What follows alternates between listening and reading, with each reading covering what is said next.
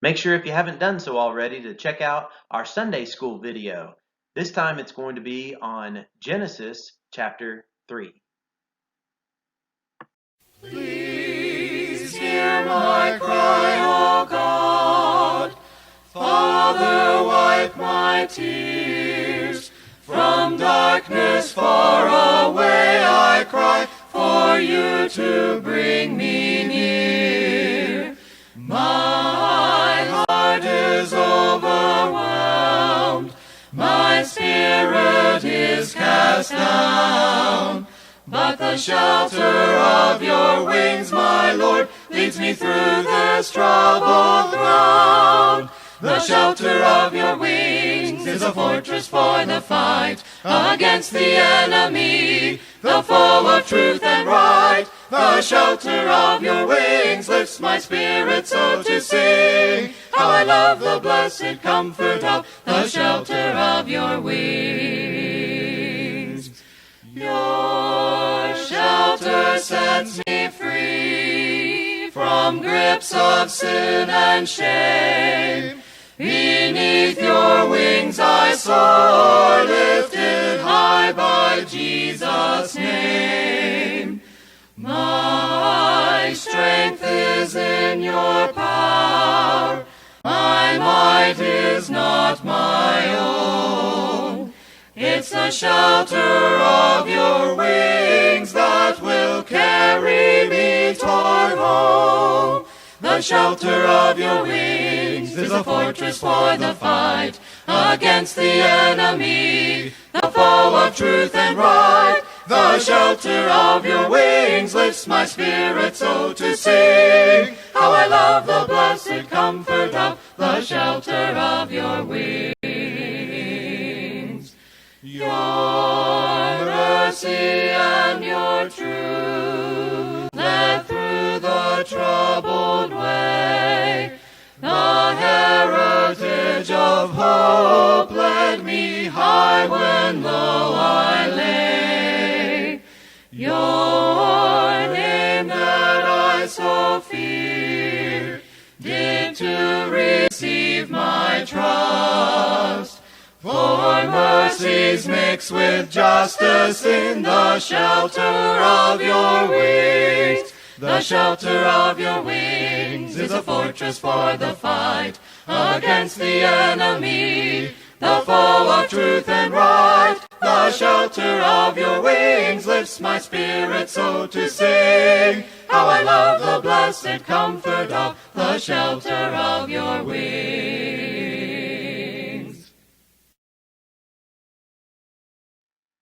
Psalm 23. The Lord is my shepherd, I lack nothing. He makes me lie down in green pastures. He leads me beside quiet waters. He refreshes my soul. He guides me along the right paths for his name's sake.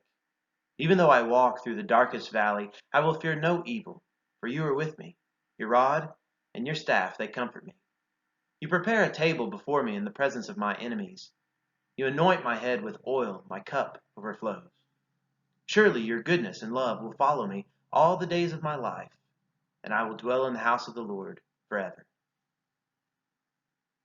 As the lamb to slaughter paces, though with cross on wounded frame, lonely still from hidden faces, march as he who bears our blame. Not one comrade near his trial, not a word his cup to spare. Still he utters no revival in this court, the devil's lair. Just as hidden from the living Son of God hung on man's tree, for hell's prey was heaven smitten, bruised and grieved he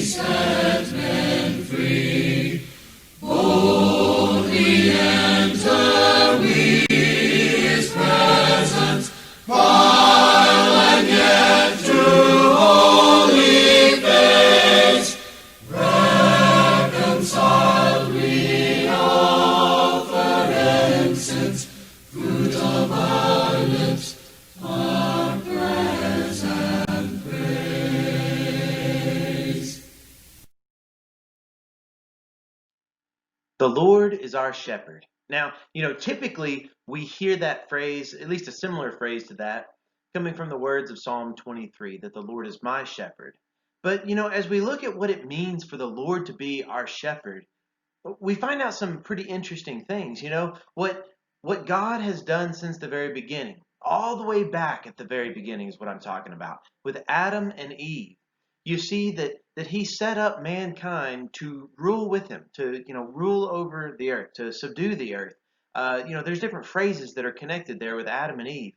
So what God has done repeatedly throughout history, and you can see this time and time again in the Old Testament and in the New Testament, is he invites us as human beings to help in the ruling and the reigning here on earth. So whenever we make the statement that the Lord is our shepherd, what are we really saying? Well, when you look at how the Lord rules, or how he shepherds in this case, he shepherds by always reaching out to, whenever it was Israel, it was some of the Israelites. And some of those leaders were supposed to be shepherds of the people. And now in the church today, we find out that our Lord has appointed shepherds in the church, that they would lead the people and tend the flock of God. So let's take a look at some passages from the Old Testament that speak about some of these things here. So let's look at the book of Ezekiel.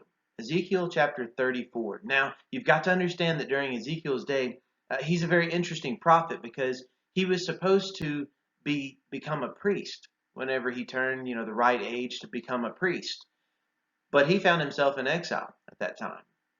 But yet, at that time he was supposed to become a priest and supposed to minister before the Lord, what he did was he became a prophet and he started prophesying. But, God wasn't happy with his people at that time because they had gone so far away from what they were supposed to and what God wanted them to be. And God has a few words about the shepherds, the ones who should be shepherding Israel during Ezekiel's day. Well, let's read together what he says. Ezekiel 34, verses 1 through 6. The word of the Lord came to me, Son of man, prophesy against the shepherds of Israel. Prophesy and say to them, This is what the sovereign Lord says. Woe to you, shepherds of Israel, who only take care of yourselves. Should not shepherds take care of the flock? You eat the curds, clothe yourselves with the wool, and slaughter the choice animals. But you do not take care of the flock. You have not strengthened the weak, or healed the sick, or bound up the injured. You have not brought back the strays, or searched for the lost. You have ruled them harshly and brutally. So they were scattered because there was no shepherd, and when they were scattered, they became food for all the wild animals.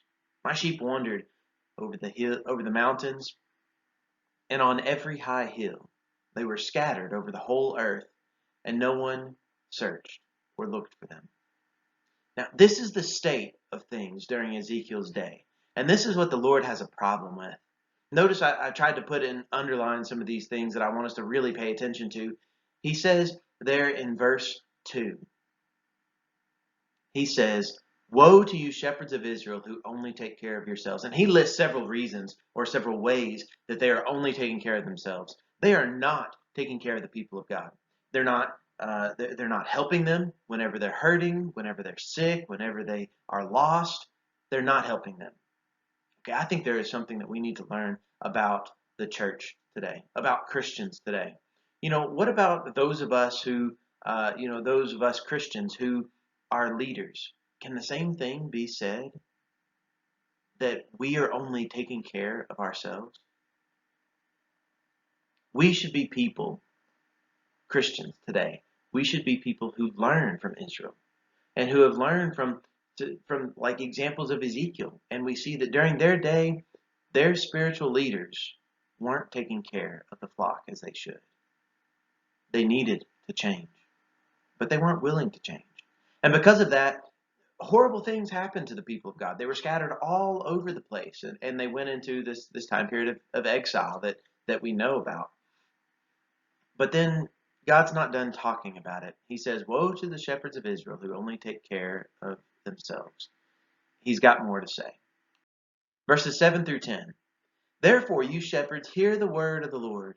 As surely as I live, declares the sovereign Lord, because my flock lacks a shepherd, and so has been plundered.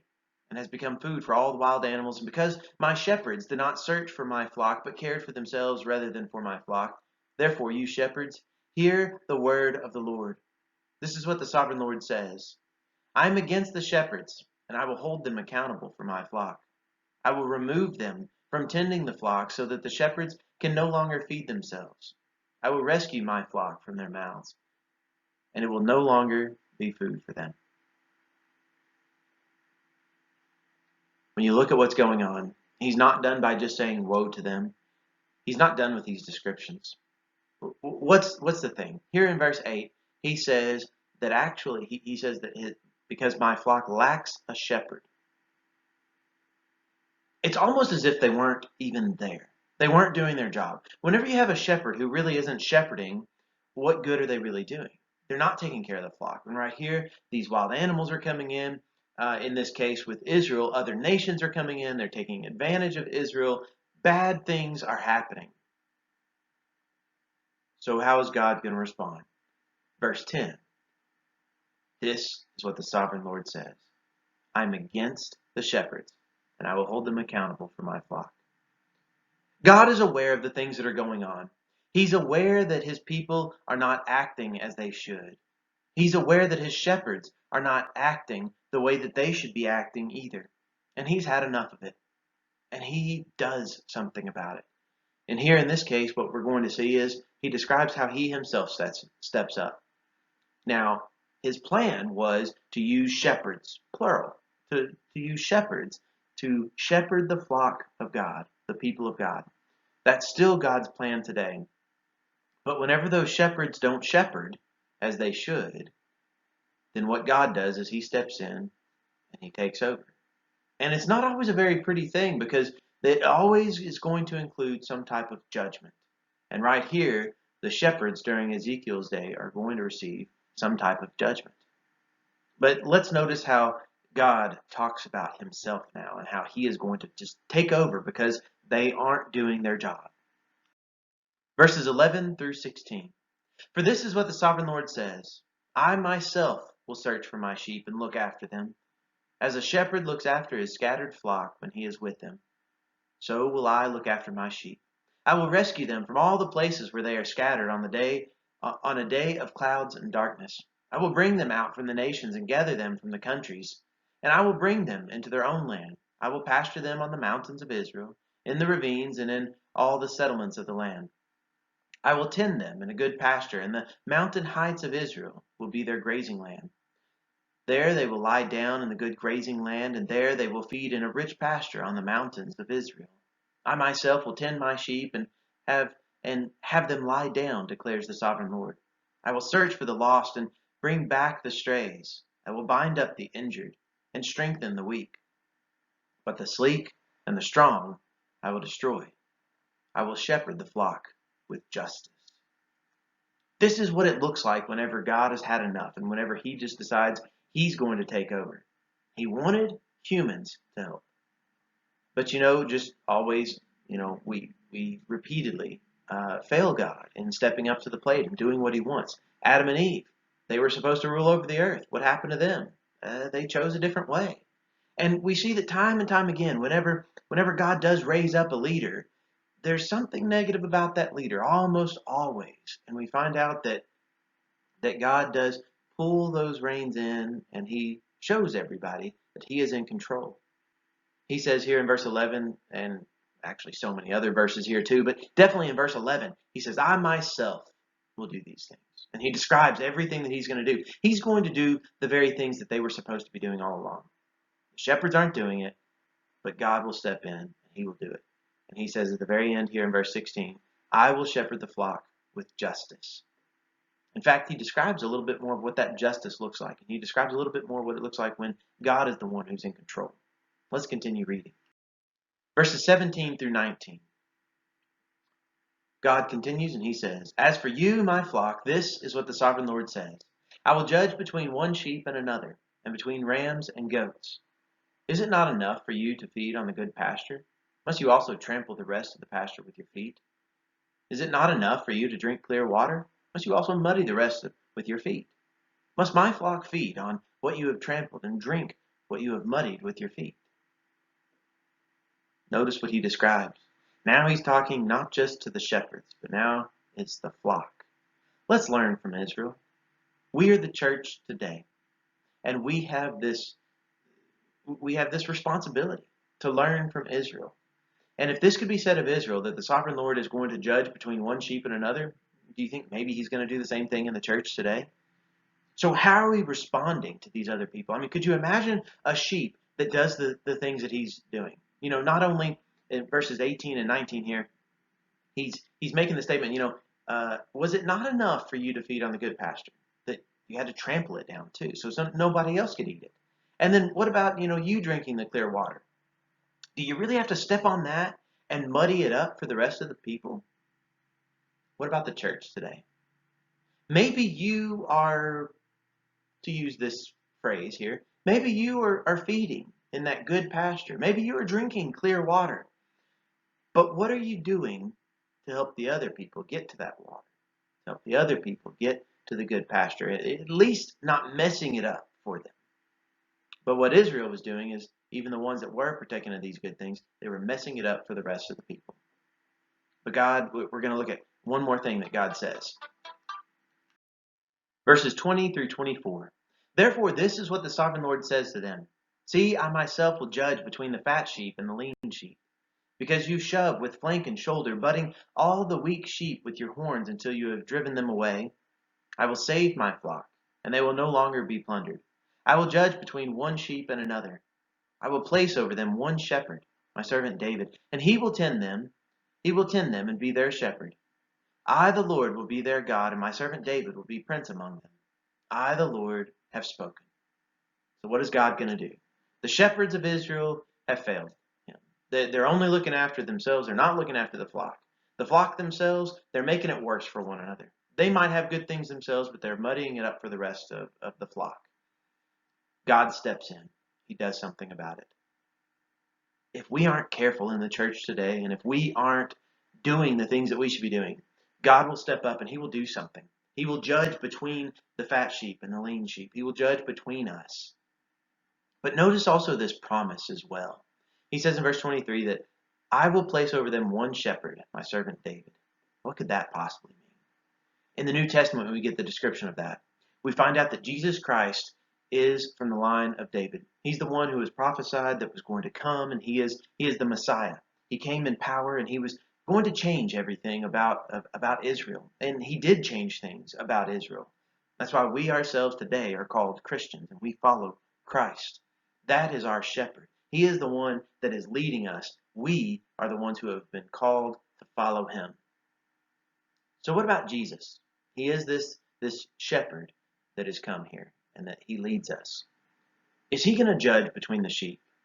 You've probably already realized this, but I'm going to now end by reading this passage from Matthew's Gospel. Here in Matthew chapter 25, we're going to see some of the same images that showed up in Ezekiel's book. And we're going to notice that Jesus most certainly is that shepherd that God raised up. He is the shepherd that we must follow today. And this is how our shepherd describes a future event, a time whenever he is going to judge between the sheep. This is what it will look like. Matthew chapter 25, verses 31 through 40. When the Son of Man comes in all his glory, and all the angels with him, he will sit on his glorious throne. All the nations will be gathered before him, and he will separate the people one from another, as a shepherd separates the sheep from the goats. He will put the sheep on his right and the goats on his left. Then the king will say to those on his right, Come, you who are blessed by my Father, take your inheritance, the kingdom prepared for you since the creation of the world. For I was hungry, and you gave me something to eat. I was thirsty, and you gave me something to drink. I was a stranger, and you invited me in. I needed clothes, and you clothed me. I was sick, and you looked after me. I was in prison, and you came to visit me. Then the righteous will answer him, Lord, when did we see you hungry and feed you, or thirsty and give you something to drink? When did we see you a stranger and invite you in, or needing clothing and clothe you? When did we see you sick or in prison and go to visit you? The king will reply, Truly I tell you, whatever you did for one of the least of these brothers and sisters of mine, you did for me. Let's live our lives here and now so that we can hear this message one day, that we will be counted among the sheep who are faithful to God, who are faithful and following the Lord who is our shepherd. We want you back, we want you back, we want the sheep back in the fold. We want you back, we want you back, we want the coin back in its mold. Lost like a sheep that went astray, or a son who dared to roam. Come back to the faith, come back to your God, come back to the fold. We want you back, we want you back, we want the sheep back in the fold.